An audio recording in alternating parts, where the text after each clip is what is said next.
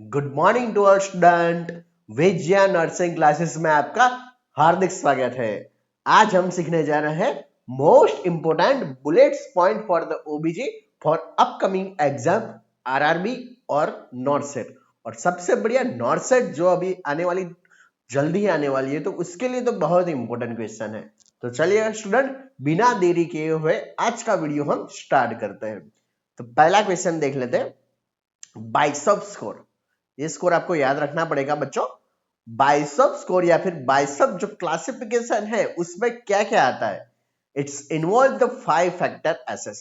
जो भी बाइसेप या फिर बिसेप स्कोर है उसमें कितने पैरामीटर हम एसेस करते हैं बच्चों?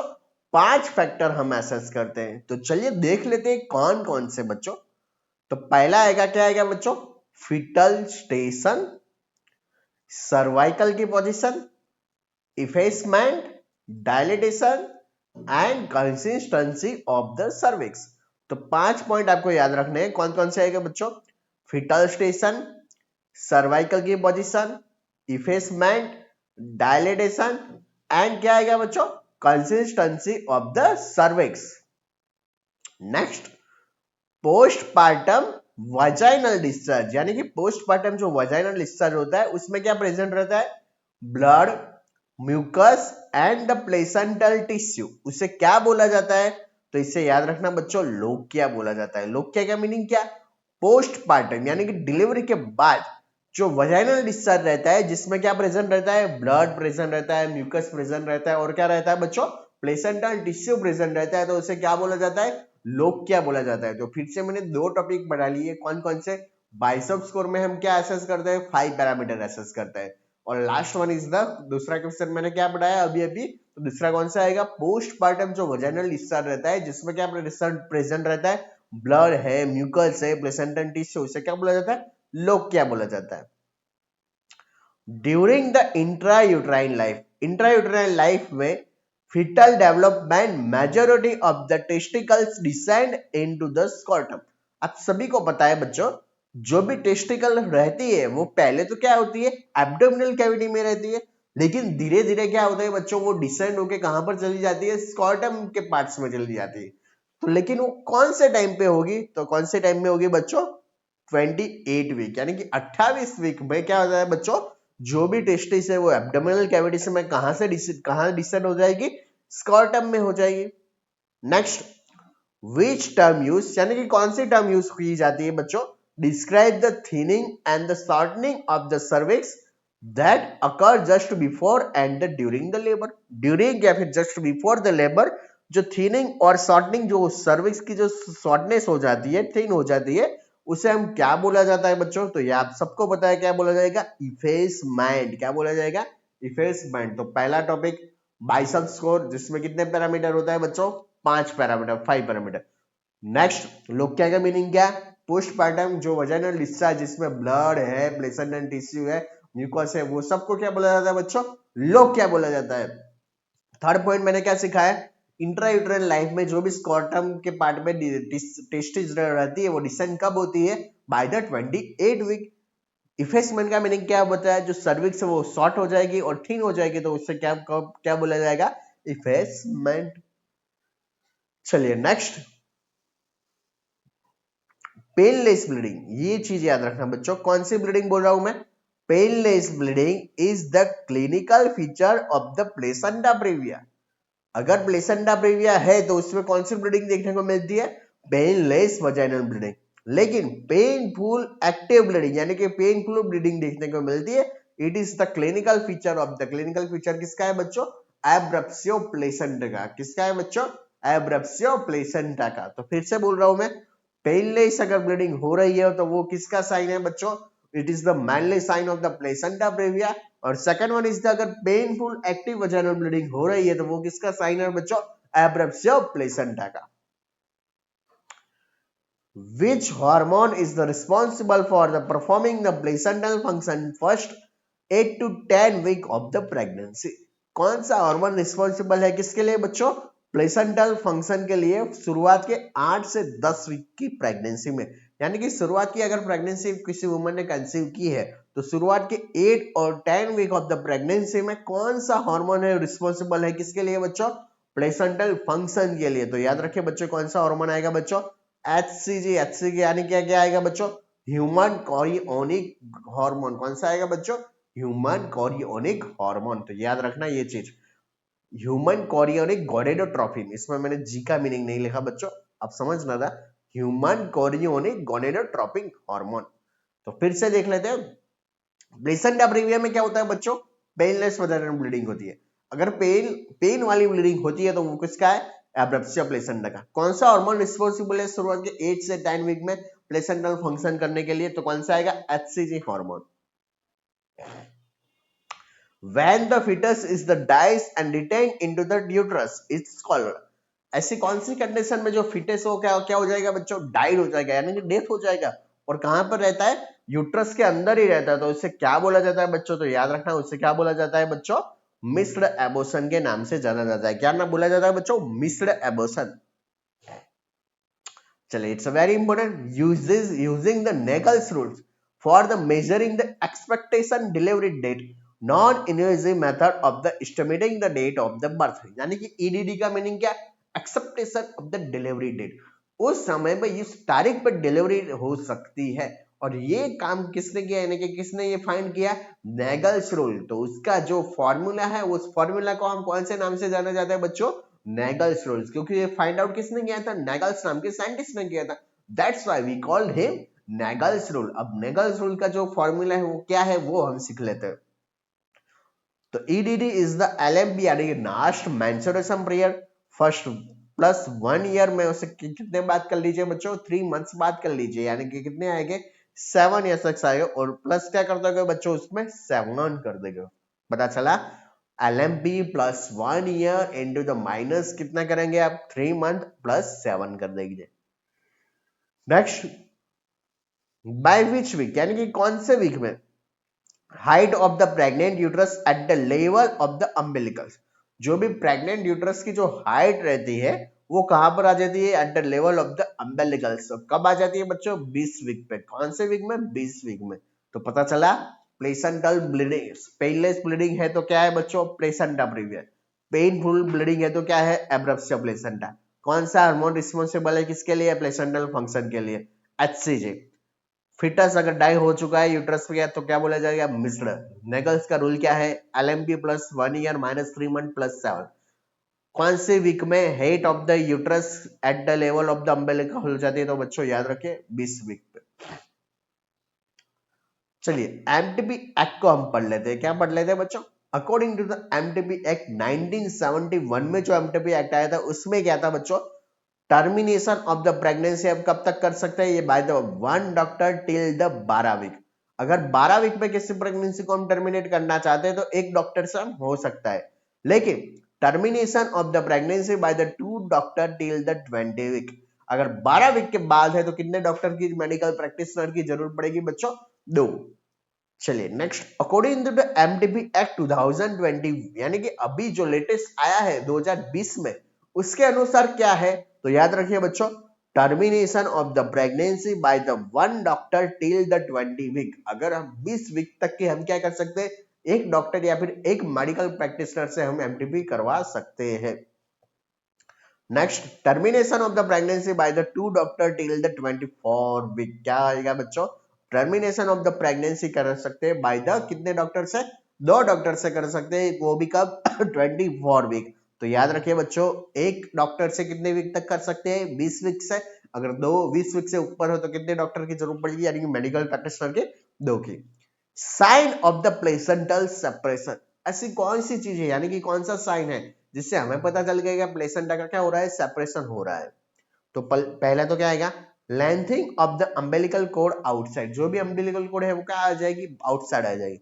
Second, the uterus become the firm and the globular, uterus का शेप कैसा हो जाएगा, फर्म एंड द ग्लोबुलर हो जाएगा। Uterus rises into the abdominal, uterus कहां पर आ जाएगा, एब्डोमिनल पे आ जाएगा। तो पता चला बच्चों, which is the most important, according to the MTB act, याद रखिए बच्चों 1971 में 12 वीक तक हम कर सकते हैं, तो एक डॉक्टर की जरूरत पड़ेगी या फिर वन मेडिकल प्रैक्टिशनर। उसमें क्या बोला था 20 वीक तक 1971 में हम प्रेगनेंसी को टर्मिनेट कर सकते हैं। 2020 में क्या बोला 24 वीक तक हम कर सकते हैं। साइन ऑफ प्लेसेंटल सेपरेशन सबको पता चल गया होगा। लेंथ अम्बिलिकल कॉर्ड आउटसाइड दिखाई देगी। यूट्रस कैसा हो जाएगा फर्म एंड ग्लोबुलर हो जाएगा। यूट्रस राइज इनटू द कहां पर हो जाएगा एब्डोमिनल में। And the gush of blood, last word क्या देखने को मिलेगा गस ऑफ द ब्लड भी देखने को मिलता है। चलिए नेक्स्ट बच्चों, normal duration of the delivery of the placenta is the 5 to 15 minutes into the both primi gravida and multi gravida. ये क्वेश्चन भी बहुत इंपॉर्टेंट है एग्जाम में बच्चों।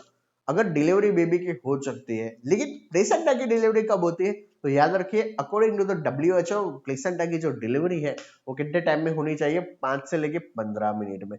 और ऐसा जरूर नहीं कि प्राइमी हो या मल्टी, कोई भी चीज हो प्राइमी हो या फिर मल्टी, उसमें 5 से 15। Next, implementation of the fertilization ovum outside the uterine cavity.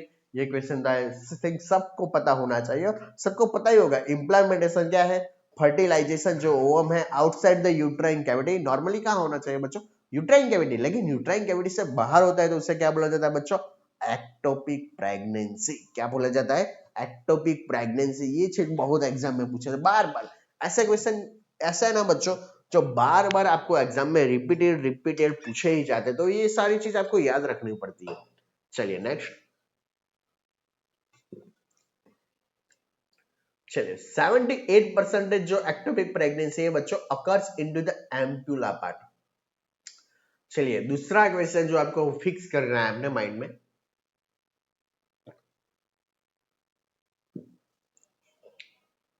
Okay मैंने पानी पी लिया, फिर से देख लेते हैं। Implementation of the fertilization ovum outside the uterine cavity. Normally जो फर्टिलाइजेशन ओवम है उसका क्या होना चाहिए इम्प्लीमेंटेशन कहां पर यूट्राइन कैविटी यानी कि यूट्रस में होना चाहिए। लेकिन अगर आउटसाइड द यूट्राइन कैविटी हो तो उससे क्या बोला जाता है एक्टोपिक प्रेगनेंसी बोला जाता है। जो most type of the ectopic pregnancy है वो क्या रहेगी एम्पुला पार्ट्स में रहेगी। और 12% कहां पर रहेगी बच्चों इस्थमस पार्ट में रहेगी। कहां पर रहेगी बच्चों 12% कहां पर रहेगी इस्थमस पार्ट में रहेगी। चलिए next one is the secondary PPH. It is the late PPH occur after the first 24 hours. यानी कि कब होगा बच्चों लेट पीपीएच। सेकेंडरी पीपीएच का दूसरा नाम क्या रहेगा late PPH occur after the first 24 hours. अब प्राइमरी पीपीएच क्या है, it is the also called as the early PPH. उसमें क्या होता है बच्चों ब्लड लॉस होता है during the first 24 hours after the delivery. याद रखना बच्चों लेट पीपीएच क्या है आफ्टर 24 आवर। प्राइमरी पीपीएच क्या है बच्चों शुरुआत के यानी कि डिलीवरी होने के बाद शुरुआत के 24 आवर्स में होता है। प्राइमरी पीपीएच का मोस्ट कॉमन कोज क्या है बच्चों एटोनिक यूट्रस यानी कि loss of the uterine turn caused by the over distension. तो ये छोटी छोटी बात आपको सबको पता होनी चाहिए। पेनलेस वजाइनल ब्लीडिंग किसमें देखने को मिलता है बच्चों किसमें मैंने अभी पढ़ाया था याद रखिए पेनलेस वजाइनल ब्लीडिंग किसमें देखने को मिलता है प्लेसेंटा प्रीविया में। और अगर पेन वाला ब्लीडिंग देखने को मिलता है तो किसमें एब्रप्सियो प्लेसेंटा। एक्टोपिक प्रेगनेंसी का मीनिंग क्या जो भी फर्टिलाइजेशन ओवम है कहां पर देखने को मिलेगा just outside the uterine cavity में देखने को मिलता है। एक्टोपिक प्रेगनेंसी में जो भी आउटसाइड कैविटी कौन सी रहेगी बच्चों सबसे ज्यादा सब कहां पर एम्बुला के पार्ट में। प्राइमरी पीपीएच क्या है बच्चों आफ्टर शुरुआत के जो भी 24 आवर्स है उसमें अगर ब्लड लॉस हो रहा है तो उसे प्राइमरी पीपीएच। सेकेंडरी पीपीएच किसको बोलता है अगर 24 आवर्स के बाद जो ब्लीडिंग हो रही है तो उसको सेकेंडरी पीपीएच बोलते हैं। प्राइमरी पीपीएच का मोस्ट कॉमन कोज कौन सा रहेगा बच्चों एटोनिक यूट्रस यानी कि loss of the uterine turn caused by the over distension. चलिए नेक्स्ट, सेकेंडरी पीपीएच का मेन कोज क्या है। प्राइमरी का तो मैंने बता दिया एटोनिक यूट्रस। अब सेकेंडरी का क्या है बच्चों रिटेन प्लेसेंटल फ्रैगमेंट। याद रखिए बच्चों क्या रहेगा जो प्लेसेंटल के तो छोटे छोटे पीस ऑफ कट रहते हैं वो कहां पर रहते हैं retain placental fragment. Thickest layer of the uterus जो भी यूट्रस का थिकेस्ट लेयर है उसे क्या बोला जाता है बच्चों तो याद रखिए बच्चों इसे क्या बोला जाता है मायोमेट्रियम यानी कि क्या बोला जाता है it is the middle layer. The pH of the vagina is the between. जो वजाइना की पीएच है वो कितनी रहती है बच्चों तो याद रखिए बच्चों 3.5 से कितनी होगी बच्चों 5 यानी कि 3.5 से लेके 5 हो गए। चलिए नेक्स्ट, प्राइमरी एमेनोरिया। क्या आएगा बच्चों? Primary amenorrhoea. What you mean by the primary amenorrhoea? It is the absence of the menses. Menses यानी कि एमसी साइकिल क्या होगा? एब्सेंस रहेगा। कितने एज में बच्चों? By the age of the 16 year. ये याद रखिए बच्चों। एज कितनी हो चुकी है? 16 साल की हो गई है। लेकिन क्या होगा बच्चों? Absence of the menses cycle in the presence of the normal growth and the secondary sexual characteristic। यानी कि नॉर्मल तो ग्रोथ है, सेकेंडरी सेक्सुअल कैरेक्टरिस्टिक्स भी अच्छे हैं, लेकिन क्या डिफिकल्टी आएगी बच्चों? Lack of the LH hormone और lack of the FSH hormone. It is the most common cause. चलिए मैंने बहुत सीधा सिंपल पढ़ा लिया है। प्राइमरी एमेनोरिया का मीनिंग क्या है बच्चों? एब्सेंस रहेगा MC cycle by the age of the 16 year, यानी कि 16 साल की लड़की है उसमें भी क्या रहता है? एब्सेंस रहता है मेंसेस साइकिल। क्यों? उसका रीजन क्या है बच्चों? लेक ऑफ द एलएच और एफएसएच हार्मोन की वजह से ये कंडीशन देखने को मिल लेती है। नेक्स्ट आएगा बच्चों, क्या आएगा? Secondary amenorrhoea. कौन सा आएगा बच्चों? Secondary amenorrhoea. अब सीख लेते हैं सेकेंडरी एमेनोरिया क्या आता है बच्चों। It is the when the no menses है। याद रखिए बच्चों, नो मेंसेस यानी कि कोई भी क्या नहीं देखने को मिलता? मेंस्ट्रुअल साइकिल देखने को मिलता नहीं है for the 6 month in a woman who previously had the normally menstruation function, PCOS. Polycystic ovarian syndrome is the most common cause. याद रखिए बच्चों, बहुत ही इंपॉर्टेंट है, ये सारी चीजें आपको पता होनी चाहिए। देखो मैंने पीपीएच प्राइमरी पढ़ा लिया, सेकेंडरी पीपीएच पढ़ा लिया, उसके बाद प्राइमरी एमनोरिया पढ़ा लिया, सेकेंडरी एमनोरिया पढ़ा लिया। देखिए बहुत बहुत सारी इंपॉर्टेंट डिसीज कंडीशन उन्होंने 1-2 लाइन में आपको याद करवाई है ताकि आपको इजीली याद रह जाए। चलिए प्राइमरी एमनोरिया क्या है? 16 साल की उम्र में मेंसेस नहीं आना। क्यों नहीं आना बच्चों? एलएच और एफएसएच का क्या होगा? Lack of consciousness. Secondary amenorrhoea में क्या रहेगा बच्चों? No menses have the occur for the 6 month in a woman, यानी कि 6 महीने से कंटिन्यू क्या नहीं आ रहे? मेंसेस नहीं आ रहे। लेकिन उसमें क्या था? प्रीवियसली तो नॉर्मल मेंस्ट्रुएशन फंक्शन आ रहे थे, लेकिन अचानक से क्या होगा? कंटिन्यू 6 महीने तक क्या नहीं आया बच्चों? पीरियड्स ही नहीं आया। उसका मोस्ट कॉमन कॉज क्या रहेगा? पीसीओएस यानी कि polycystic ovarian syndrome is the most common cause. तो चलिए प्राइमरी एमनोरिया पता चल गया, सेकेंडरी एमनोरिया पता चल गया, प्राइमरी पीपीएच पता चल गया, सेकेंडरी पीपीएच पता चल गया। चलिए next. Okay, which organ is the also called as the yellow body? कौन से ऑर्गन को हम क्या बोला जाता है बच्चों? येलो बॉडी के नाम से जाना जाता है बच्चों।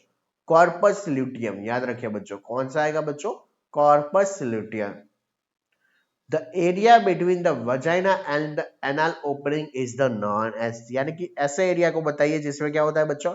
वजाइना और एनल ओपनिंग प्रेजेंट रहती है, तो उससे क्या बोला जाता है? Labia majora. याद रखिए, what you mean by the labia majora? The area between the vagina and the second one is the anal opening, उससे क्या बोला जाता है बच्चों? लेबिया मेजोरा के नाम से जाना जाता है। क्या बोला जाता है बच्चों? लेबिया मेजोरा के नाम से। The average blood loss into the normal menstruation cycle. जो नॉर्मल मेंस्ट्रुएशन साइकिल है उसमें एवरेज ब्लड लॉस कितना रहता है बच्चों? तो याद रखिए कितना होगा बच्चों? 50 से 60 ml। कितना आएगा बच्चों? 50 to 60 ml is the normal blood loss into the menstruation cycle. The phase of the menstruation cycle into the sequence. जो मेंस्ट्रुएशन साइकिल के जो फेसिस है उसकी सीक्वेंस क्या है? तो याद रखिए बच्चों, जो मेंस्ट्रुएशन साइकिल की जो सीक्वेंस रहती है वो क्या रहेगी बच्चों? मेंस्ट्रुएशन पीरियड, सिक्रेटरी फेज, और कौन सी आएगी बच्चों? प्रोलिफेरेटिव। कौन सी आएगी? मेंस्ट्रुएशन, सिक्रेटरी, और the last one is the proliferative. Next, name of the primary sex organ of the female. याद रखिए प्राइमरी सेक्स ऑर्गन कौन सा रहेगा फीमेल में? तो याद रखिए कौन सा आएगा बच्चों? ओवरीज आएगा। क्या आएगा? Name of the primary sex organ कौन सा आएगा? ओवरी। चलिए फिर से, कौन सा ऑर्गन को हम येलो बॉडी के नाम से जाना जाता है? तो corpus luteum. Area between the vagina और एनल ओपनिंग से क्या बोला जाता है? Labia majora. The average blood loss normal menstruation cycle में कितना रहेगा बच्चों? 50 से 60 ml। The phases of the menstruation cycle कितने रहेंगे बच्चों? मेंस्ट्रुएशन, सिक्रेटरी और the proliferative. Name of the primary sex organ of the female कौन सा आएगा बच्चों? ओवरीज। चलिए नेक्स्ट, स्ट्रॉबेरी स्पॉट वजाइना किस में देखने को मिलता है? याद रखें बच्चों, कौन सा आएगा? स्ट्रॉबेरी स्पॉट वजाइना किस में देखने को मिलता है? तो याद रखें बच्चों, ट्राइकोमोनास। कौन सी कंडीशन में? ट्राइकोमोनास कंडीशन में स्ट्रॉबेरी स्पॉट वजाइना देखने को मिल आता है। स्ट्रॉबेरी टंग किस में देखने को मिलते हैं, तो याद रखें स्ट्रॉबेरी टंग किसके डिसीज में देखने को मिलते हैं, कावासाकी डिसीज में। कौन से डिसीज में बच्चों, कावासाकी डिसीज में। Ulceration is the common complication of the uterine prolapse. याद रखिए बच्चों, अल्सरेशन किसकी मोस्ट कॉमन कॉम्प्लिकेशन है, तो याद रखिए बच्चों it is the most common complication of the uterine prolapse. Hormone responsible for the milk ejection, milk को बाहर निकालने के लिए कौन सा हार्मोन रिस्पॉन्सिबल है बच्चों, तो याद रखिए बच्चों कौन सा आएगा, ऑक्सीटोसिन। कौन सा आएगा बच्चों, ऑक्सीटोसिन। ग्रीन कलर, अगर एमनियोटिक फ्लूइड का ग्रीन कलर है तो उसे क्या बोला जाता है, it is the meconium stain which indicate the fetal distress. बहुत इंपॉर्टेंट बच्चों, अंडरलाइन करके रखना बच्चों, ऐसे ऐसे छोटे छोटे क्वेश्चन आपको इजी लगते हैं लेकिन ये तो एग्जाम में पूछे जाते हैं। क्या है, green colour of the amniotic fluid. जो एमनियोटिक फ्लूइड का ग्रीन कलर है it is the meconium stand.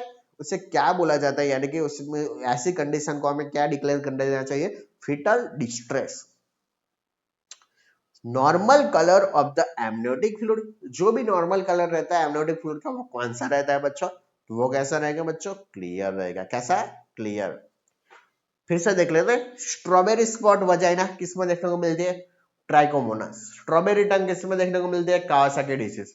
Ulceration किसका कॉम्प्लिकेशन है, यूट्राइन प्रोलैप्स का। हार्मोन रिस्पॉन्सिबल मिल्क इंजेक्शन के लिए कौन सा आएगा, oxytocin. Green colour of the amniotic fluid is the meconium stain which indicate the fetal distress. Normal colour of the amniotic fluid कौन सा रहेगा बच्चों, क्लियर रहेगा। क्या रहेगा, क्लियर। चलिए पूरे ही मैं मेकोनियम के जो कलर, सॉरी एमनियोटिक फ्लूइड के कलर है वो पढ़ा लेता हूं। चलिए, station is the related to, station जो भी मैंने पढ़ाया था ना वही बाइसेप्स स्कोर में, स्टेशन रेलवे स्टेशन नहीं बच्चों, station is the related to ischial spine. क्या रहेगा बच्चों, स्टेशन का मतलब क्या रहेगा, it is the related to ischial spine. अब देख लीजिए पूरे कलर कोड में दिखा देता हूँ। पहला पता चल गया, नॉर्मल कलर कोड तो क्या रहेगा बच्चों, क्लियर ही रहेगा। उसके बाद मैंने ग्रीन का बता दिया था, ग्रीन एमनियोटिक ग्रीन का ही था ना बच्चों, एक बार देख लेते हैं। ओके, ग्रीन कलर था एमनियोटिक फ्लूइड का, उससे क्या बोला था, फिटल डिस्ट्रेस। अब चलिए, गोल्डन कलर अगर देखने को मिलता है, golden colour RH incompatibility occurs due to the, याद रखिए बच्चों, एक्सेसिव हेमोलाइसिस। गोल्डन कलर क्या देखने को मिलता है, RH इनकम्पेबिलिटी देखने को मिलता है due to the excessive haemolysis. एक बार समझा लेता हूं, अगर RH इनकम्पेबिलिटी है तो क्यों हो रही है बच्चों, एक्सेसिव हेमोलाइसिस की वजह से। ग्रीनिश येलो कलर है या फिर सेफ्रॉन कलर है तो क्या इंडिकेट करेगा बच्चों, पोस्ट मैच्योरिटी या फिर पोस्टम बेबीज। डार्क रेड कलर है एमनियोटिक फ्लूइड का तो वो क्या इंडिकेट करेगा, कॉन्सिल्ड हेमरेज। डार्क ब्राउन या फिर टोबैको कलर है तो वो क्या इंडिकेट करेगा, इंट्रायूट्राइन डेथ। तो चलिए फिर से, अगर गोल्डन कलर है बच्चों तो गोल्डन कलर क्या इंडिकेट करेगा, RH इनकम्पेबिलिटी। और RH इनकम्पेबिलिटी होने की मेन वजह क्या है, तो आप सबको पता है, एक्सेसिव हेमोलाइसिस होना। ग्रीनिश येलो या फिर सैफरॉन कलर क्या इंडिकेट करेगा, पोस्ट मैच्योरिटी या फिर पोस्टम बेबीज को। Dark red colour of the amniotic fluid क्या इंडिकेट करेगा बच्चों, कॉन्सिल हेमरेज को। और डार्क ब्राउन और टोबैको कलर क्या इंडिकेट करेगा, इंट्रायूट्राइन डेथ को। चलिए next, pH of the vagina is the become the acidic। जो pH होती है बच्चा किसकी, वजाइना की, वो क्या रहती है बच्चों, एसिडिक रहती है। उसका रीजन क्या है, तो याद रखिए बच्चों, डॉडरलेन बैसिलस। क्या आएगा बच्चों, डॉडरलेन बैसिलस की वजह से ही क्या रहती है, वजाइना की जो pH वो कैसी रहेगी बच्चों, एसिडिक रहेगी। कैसी रहेगी, एसिडिक रहेगी। चलिए NST के बारे में पढ़ रहे थे, नो स्ट्रेस टेस्ट। क्या है बच्चों, non stress test is the known as the, उसका दूसरा नाम बताइए NST का, तो याद रखिए बच्चों, कार्डियोटोकोग्राफ। क्या है बच्चों, cardiotocograph. It is the mainly use, किसके लिए यूज होता है बच्चों, मॉनिटर क्या करेंगे बच्चों, फीटल हार्ट रेट और द प्रेजेंस और the absence of the uterine contraction. The test is the typically term as the reactive and the non reactive. तो पहले देख लेते हैं बच्चों, NST यानी कि क्या आएगा बच्चों, नॉन स्ट्रेस टेस्ट। उसका दूसरा नाम बता दीजिए, कार्डियोटोकोग्राफ।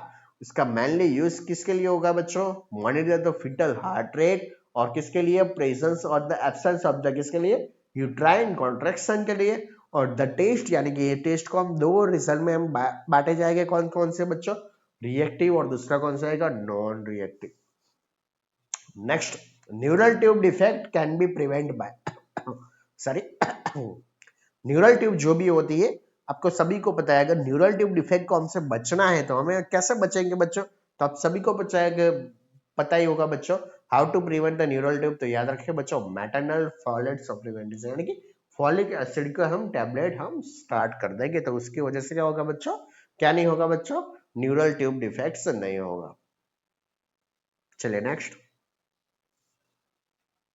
A nurse is aware that the best place to detect the fetal heart sound is the first trimester of the pregnancy. A nurse aware है किसके लिए बच्चों? उसे पता है कौन सा बेस्ट प्लेस है किसके लिए?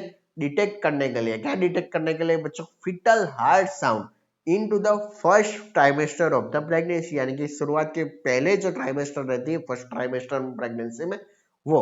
तो how to detect the fetal heart rate sound, तो याद रखिए बच्चों कहां पर? तो याद रखिए बच्चों, अबव द सिम्फाइसिस प्यूबिस, यानी कि अबव, यानी कि सिम्फाइसिस प्यूबिस से अबव से हम क्या ले सकते हैं बच्चों? फिटल हार्ट साउंड सुन सकते हैं। विच एंटीबॉडी क्रॉसेस द प्लेसेंटा, ऐसी कौन सी एंटीबॉडी है जो क्या क्रॉस कर देगी बच्चों? प्लेसेंटा को क्रॉस कर देगी। तो याद रखिए बच्चों, आईजीजी। कौन सी आएगी बच्चों? आईजीजी। तो फिर से देख लेते हैं। वजाइना की पीएच क्या रहेगी बच्चों? एसिडिक है, उसका रीजन बता दीजिए। डोडेलिन बेसिलिस। नॉन स्ट्रेस टेस्ट का दूसरा नाम क्या होगा बच्चों? कार्डियोटोकोग्राफ। उसका फायदा क्या रहेगा? उसका क्या एडवांटेजेस रहेगा? मॉनिटर करेंगे। क्या मॉनिटर करेंगे? फिटल हार्ट रेट, प्रेजेंस और the absence of the uterine contraction. Typically term उससे क्या देखा जाएगा रिजल्ट में? रिएक्टिव और non reactive. Neural tube defect को हम कैसे प्रिवेंट करेंगे बच्चों? मैटरनल फैलेट सप्लीमेंटेशन, है कि क्या करेंगे बच्चों? जो भी फॉलिक एसिड है वो दे देंगे। नर्स को एज ए नर्स हमें पता होना चाहिए जो फिटल हार्ट साउंड है वो कहां से हम एसेस करेंगे? During the first trimester of the pregnancy. तो कब आएगी बच्चों? Above the symphysis pubis. कौन सी एंटीबॉडी है जो प्लेसेंटा को क्रॉस कर सकती है? तो आईजीजी। चलिए next. Most common types of the anaemia during the pregnancy. जब प्रेगनेंसी वुमन कंसीव करती है तो उसमें कौन से टाइप का एनीमिया होने का खतरा सबसे ज्यादा रहता है बच्चों? तो याद रखिए, iron deficiency anaemia. That's why हम आयरन की टैबलेट हम क्या जो भी प्रेग्नेंट वुमन है उसको देते हैं। ऐसा कौन सा हार्मोन है that prevent the menstruation and maintain the pregnancy by the sustaining the function of the corpus luteum? बहुत इंपॉर्टेंट है। ऐसा कौन सा हार्मोन है जो क्या करेगा बच्चों? मेंस्ट्रुएशन को प्रिवेंट करेगा और प्रेगनेंसी को मेंटेन करेगा। कैसे मेंटेन करेगा? ऐसे मेंटेन करेगा जिससे क्या होगा बच्चों? जो भी कॉर्पस ल्यूटियम का फंक्शन है वो प्रॉपर हो सके। तो उसका नाम क्या आएगा बच्चों? ह्यूमन कॉरियोनिक गोनेडोट्रोपिक, यानी कि एचसीजी हार्मोन। दैट्स व्हाई हम प्रेगनेंसी के दौरान कौन सा टेस्ट करेंगे? Urine pregnancy test. तो इसमें क्या प्रेजेंट होता है? HCG hormone.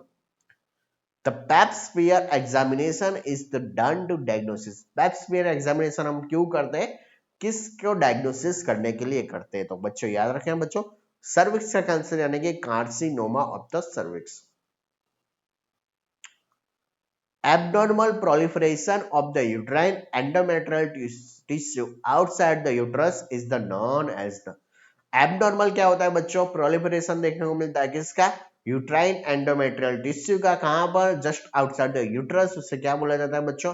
एंडोमेट्रियोसिस। क्या बोला जाता है बच्चों? एंडोमेट्रियोसिस। तो पता चला abnormal proliferation of the uterine endometrial tissue कहां पर प्रेजेंट देखने को मिलते हैं? यूट्रस में प्रेजेंट देखने को मिलता है। तो उससे क्या बोला जाता है बच्चों? Endometriosis. Next, contraceptive and pills help into the birth control by. जो भी कॉन्ट्रासेप्टिव है और पिल्स है वो क्या कैसे प्रिवेंट करती है बर्थ कंट्रोल को? तो याद रखिए बच्चों, प्रिवेंटिंग द ओव्यूलेशन, यानी कि ओव्यूलेशन होगा ही नहीं, होने ही नहीं देगा तो प्रेगनेंसी कंटिन्यू हो ही नहीं सकती। फिर से देख लेते हैं। Most common types of the anaemia during the pregnancy कौन सा आएगा बच्चों? Iron deficiency anaemia. ऐसा कौन सा हार्मोन है वो क्या करता है बच्चों? Prevent the menstruation cycle and maintain the pregnancy by the sustaining the function of the corpus luteum. तो उसमें कौन सा आएगा बच्चों? Human chorionic gonadotropic hormone. Pap smear examination क्या डन करें किसके डायग्नोस करने के लिए करेंगे? Carcinoma of the cervix. Abnormal proliferation of the uterine endometrial tissue just outside the uterus. उसे क्या बोला जाता है बच्चों? एंडोमेट्रियोसिस। कॉन्ट्रासेप्टिव और pills help into the birth control. कैसे बर्थ कंट्रोल करेंगे बच्चों? By preventing the ovulation. चलिए next, commonest complication of the IUD insertion. IUD insertion की है बच्चों, तो उसका मोस्ट कॉमन कॉम्प्लिकेशन याद रखें बच्चों, पेन रहेगा। क्या रहेगा? पेन। 8 यानी कि 8 वीक ऑफ द गेस्टेशनल में यूट्रस कैसा दिखता है बच्चों? तो याद रखिए ग्रेप्स के लाइक दिखता है। जो ग्रेप फ्रूट होता है ना बच्चों, उसके लाइक यूट्रस देखने को मिलता है। द एवरेज सब मेंटल वेंट्रिकल डायमीटर आप सभी को पता है कितने रहेंगे बच्चों? 11.5 सेंटीमीटर। फर्दर ग्रिल्स ऑपरेशन किसके लिए करते हैं? Further grill operation done for the, याद रखें बच्चों, it is the use for the uterine prolapse. Inability to conceive after the consistent attempt for the 1 year period without the any kind of the contraception। याद रखिए बच्चों, inability, तो inability रहती है बच्चों किसके लिए? conceive the after the consist attempt for the 1 year, यानी कि 1 year कंटिन्यू सेक्स करने के विदाउट प्रोटेक्शन सेक्स करते हैं, फिर भी अगर प्रेगनेंसी कंसीव नहीं होती बच्चों, तो उसे क्या बोला जाता है? इनफर्टिलिटी। तो पता चला कॉमन कॉम्प्लिकेशन क्या है आईयूडी का? पेन रहेगा। 8 वीक में जो यूट्रस है वो कैसा देखने को मिलता है? Size of grape. सब मेंटल वर्टिकल का diameter 11.5 centimetre. Further grid operation किसके लिए करते हैं बच्चों? यूट्राइन प्रोलैप्स के लिए। अगर 1 साल तक विदाउट एनी कॉन्ट्रासेप्शन यूज किए बिना अगर अनप्रोटेक्टेड सेक्स करते हैं फिर भी प्रेगनेंसी कंसीव नहीं होती, तो उससे क्या बोला जाता है? इनफर्टिलिटी। चलिए next, most common causes of the secondary infertility. तो याद रखिए अभी मैंने पढ़ाया था पीसीओडी या फिर PCOS, polycystic ovarian syndrome. Oxytocin hormone आप सभी को पता है, it is the work on the breast. और ब्रेस्ट में भी कहां पर बच्चों? मायो एपिथेलियल सेल। ये चीज मैंने नहीं सिखाई, याद रखना बच्चों। जो भी ऑक्सीटोसिन हार्मोन है वो कहां पर वर्क करेगा? ब्रेस्ट पे। ब्रेस्ट में भी कौन सी जगह पर? मायो एपिथेलियल सेल में। और यूट्रस, यानी कि यूट्रस में भी करेगा। यूट्रस में क्या करेगा? Contraction of the uterine muscle. और लेट डाउन रिफ्लेक्स, इसका मीनिंग क्या रहेगा? Milk ejection. तो याद रखिए एक ही बंदा यानी कि एक ही हार्मोन है, वो काम कितना करेगा? 3। पहला क्या करेगा बच्चों? ब्रेस्ट पे काम करेगा। और दूसरा किस पे करेगा? यूट्रस पे करेगा। और लास्ट पे कहां पर करेगा? लेट डाउन रिफ्लेक्स, यानी कि मिल्क को बाहर करेगा। पहले मिल्क को बाहर क्या करेगा? इजेक्ट करेगा, बाहर करेगा, और उसके बाद सारी प्रोसेस करेगा। Postpartum haemorrhage indicate the flows of the blood more than, आप सभी को पता है कितना? अगर 500 से ज्यादा होता है तो उसे पीपीएच बोला जाता है। ऑक्सीटोसिन क्या करता है? Stimulate the muscle surrounding the breast. याद रखिए ऑक्सीटोसिन का काम करे क्या क्या क्या रहेगा? जो भी ब्रेस्ट के मायो एपिथेलियल सेल है वहां पर क्या करेगा? स्टिमुलेट करेगा, जिसकी वजह से जो मिल्क है वो क्या आ जाएगा? बाहर आ जाएगा। और इस रिस्पॉन्स को हम क्या करेंगे बच्चों? मिल्क इजेक्शन या फिर लेट डाउन रिफ्लेक्स के नाम से जाना जाता है। सो ऑक्सीटोसिन के ये काम की वजह से उसे क्या बोला जाता है बच्चों? Galactokinetic hormone. याद रखना बच्चों, why oxytocin hormone is the called as the galactokinetic hormone। तो उसका रीजन क्या? क्योंकि ऑक्सीटोसिन क्या करता है? मसल को स्टिमुलेट करता है। किसके मसल को? ब्रेस्ट के मसल को। कौन से? मायो एपिथेलियल सेल को, जिसकी वजह से मिल्क बाहर आएगा। और इस रिस्पॉन्स को हम क्या करेंगे? मिल्क इजेक्शन बोला जाता है। दैट्स व्हाई ऑक्सीटोसिन को क्या बोला जाता है? Galactokinetic hormone. ऐसा कौन सा हार्मोन है बच्चों रिस्पॉन्सिबल रहता है ओव्यूलेशन के लिए और development of the corpus luteum? तो याद रखिए एलएच। अगर प्रेगनेंसी के लिए पूछा जाए तो आप सभी को पता है कौन सा आएगा प्रेगनेंसी को मेंटेन करने के लिए? Human chorionic gonadotropic. लेकिन ऐसा कौन सा हार्मोन जो ओव्यूलेशन और कॉर्पस ल्यूटियम को डेवलप करता है? तो याद रखिए एलएच हार्मोन। तो फिर से most common cause of the secondary infertility कौन सा आएगा बच्चों? Polycystic ovarian syndrome. Oxytocin hormone कहां पर काम करता है? ब्रेस्ट में और यूट्रस में। पोस्टपार्टम हेमरेज का मीनिंग क्या? ब्लड लॉस क्या हो गया? 500 से ज्यादा होगा। ऑक्सीटोसिन कहां पर काम करता है? ब्रेस्ट के मायो एपिथेलियल सेल में। उसे क्या बोला जाता है? Galactokinetic hormone. ऐसा कौन सा हार्मोन है जो ओव्यूलेशन और कॉर्पस ल्यूटियम को डेवलप करने में हेल्प करता है? तो एलएच। ब्लीडिंग फ्रॉम, यानी कि ब्लीडिंग होती है कहां पर? Into the genital tract. कहां पर बच्चों? Into the genital tract after the 28 week of the pregnancy but before the birth of the baby. Bleeding होती है बच्चों बेबी का जन्म होने से पहले, लेकिन कब? 28 वीक के बाद। तो उसे क्या बोला जाता है? APH, antepartum haemorrhage. Still birth को क्या बोला जाता है? बेबीज डेड फॉर, यानी कि बेबी कब डेड होता है? तो याद रखिए स्टिल बर्थ में बेबी का डेथ आफ्टर 20 वीक के बाद होती है। तो feeling of the fetus movement felt by the mother. Mother को जो फिटस की मूवमेंट अगर फेल्ड हो रही है तो उसे क्या बोला जाता है बच्चों? क्विकनिंग बोला जाता है। Quickening. The white lines form into the center part of the abdominal during the pregnancy. जो प्रेगनेंसी के दरमियान जो भी व्हाइट लाइंस देखने को मिलती है एब्डोमेन के सेंटर पार्ट में, उसे क्या बोला जाता है? तो लाइनिया नाइग्रा बोला जाता है। क्या बोला जाता है बच्चों? लिनिया नाइग्रा बोला जाता है। Next, quickening usually occurs from the 18 to 20 week of the pregnancy. Quickening कब स्टार्ट होती है बच्चों? 18 से लेके 20 वीक ऑफ द प्रेगनेंसी में रहती है। तो फिर से देख लेना, ब्लीडिंग कहां से देखने को मिलती है? याद रखिए बच्चों, जेनिटल ट्रैक में after the 28 week of the pregnancy but before the birth of the baby, उससे क्या बोला जाता है बच्चों? एपीएच बोला जाता है। Next one is the still birth rate. क्या बोला जाता है? डेड आफ्टर द बेबी कितने वीक के बाद होता है dead? 20 week. The feeling of the fetus movement felt by the mother is the known as the, जो फिटस मूवमेंट मदर के द्वारा जो फेल्ड होते हैं उसे क्या बोला जाता है बच्चों? क्विकनिंग बोला जाता है। अगर व्हाइट लाइंस फॉर्म होती है कहां पर बच्चों? Into the centre part of the abdominal during the pregnancy, तो उससे क्या बोला जाता है बच्चों? लेनिया नाइग्रा बोला जाता है। क्विकनिंग कहां से स्टार्ट होती है बच्चों? तो याद रखिए बच्चों, 18 से लेके 20 वीक ऑफ द प्रेगनेंसी। चलिए next, total weight gain during the pregnancy. Total कितना वेट गेन ड्यूरिंग प्रेगनेंसी में हम कंसीव करती है प्रेग्नेंट जो वुमन रहती है, तो 11 से लेके कितना आएगा बच्चों? 13 kilogram. Narrowest part of the fallopian tube को किसके नाम से जाना जाता है? तो बच्चों याद रखें, इंटरस्टिशियल पोर्शन। कौन से पार्ट को? Interstitial portion. The favourable female pelvis for the normal delivery. Normal delivery के लिए जो फीमेल पेल्विस जो फेवरेबल रहता है वो कौन सा आएगा बच्चों? गायनेकोड आएगा। कौन सा आएगा? Gynaecoid. At birth the infant are the covered with the grey white matter. जो भी न्यूबॉर्न बेबी है उसमें ग्रे मैटर व्हाइट मैटर अगर उसमें चिपका हुआ है तो इससे क्या बोला जाता है? सबको पता है, वर्निक्स कैसोसा के नाम से। If fertilization occurred outside the uterine cavity, मैंने अभी पढ़ाया था, क्या आएगा बच्चों? Ectopic pregnancy. ओके, तो आज के लिए इतना ही बच्चों। फिर से लास्ट लाइन वाला क्वेश्चन देख लेते हैं। टोटल वेट गेन कितना हो रहता है बच्चों ड्यूरिंग प्रेगनेंसी? 11 से लेके 13 किलोग्राम। नैरोस पार्ट कौन सा है फैलोपियन ट्यूब का? Interstitial portion. Favourable female pelvis normal delivery के लिए कौन सा आएगा? Gynaecoid. At birth the infant cover with the, किसके लिए कवर होगा? व्हाइट मैटर से, तो उससे क्या बोला जाता है? वर्निक्स कैसोसा।